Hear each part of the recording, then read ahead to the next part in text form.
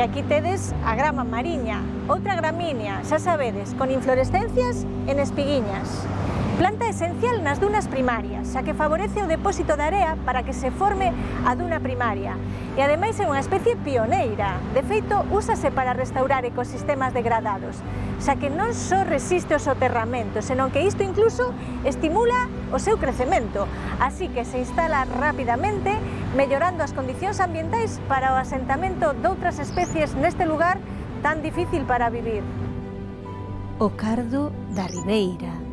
Curioso o nome científico do xénero, Eryngium, que ven da palabra grega erigema, significa eructo, polas supostas propiedades medicinais para expulsar gases atribuídas na antigüidade. Chaman a atención as súas follas carnosas, espiñentas e cubertas dunha cera clara que impide a perda de auga e protéxeas da radiación solar, aínda que non moito dos caracois das dunas. E que dicir do azulado das súas flores? Entre os estames tan a gusto aliméntase este escarabello. A leiteiriña de mar. O xénero está adicado a un médico grego do século I a.C., Euforbo, e o nome específico Paralius, que ven do grego tamén, quere dicir perto do mar. As euforbias denomínanse en conxunto ervas leiteiras, xa que teñen un látex branco que semella leite. A iruga da bolboreta nocturna, esfinxe das euforbias, facendo honor ao seu nome, aliméntase dela e transforma o seu látex, que é tóxico, nun veleno que as protexerá dos posibles predadores.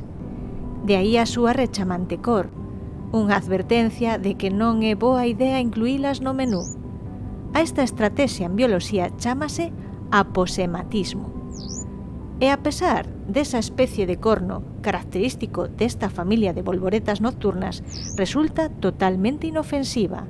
O seu papel é simplemente disuasorio, non poden picar con el. É un engano, vaya. A cebola das gaivotas, planta perenne, chamada así por eses bulbos tipo cebolas, talos subterráneos para reter auga. E tamén substancias de reserva que se transformarán en novas follas na primavera. De grandes e aromáticas flores que, unha vez convertidas en froitos, expulsarán liseirísimas sementes de cor negra. Esta está xa sermolando. E tampouco se libra, é planta nutricia desta iruga de bolboreta nocturna. Na area pense os restos do seu festín. Dentre as cebolas das gaivotas, un xuvenil de lagarto arnal, sorprendido ante a miña presenza, escapa lixeiro. E pasando xusto a duna primaria cara á praia, este ambiente completamente móvil, salino e seco, xa que a area non retén a auga, resulta habitable para algúns terófitos nitrófilos pioneiros, como a iruga de mar. Sí, a xente da botánica é así, teñen o seu propio idioma. Os terófitos son plantas anuais. Desaparecen na época desfavorable pasándoa en forma de sementes.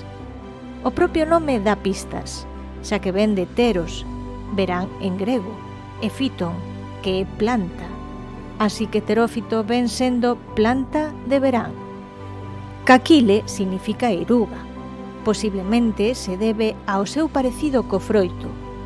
No extremo de cada un hai unha substancia lixeira que se desprende xunto á semente, permitíndolle flotar, unha adaptación a ser dispersada polo mar e así colonizar novas costas.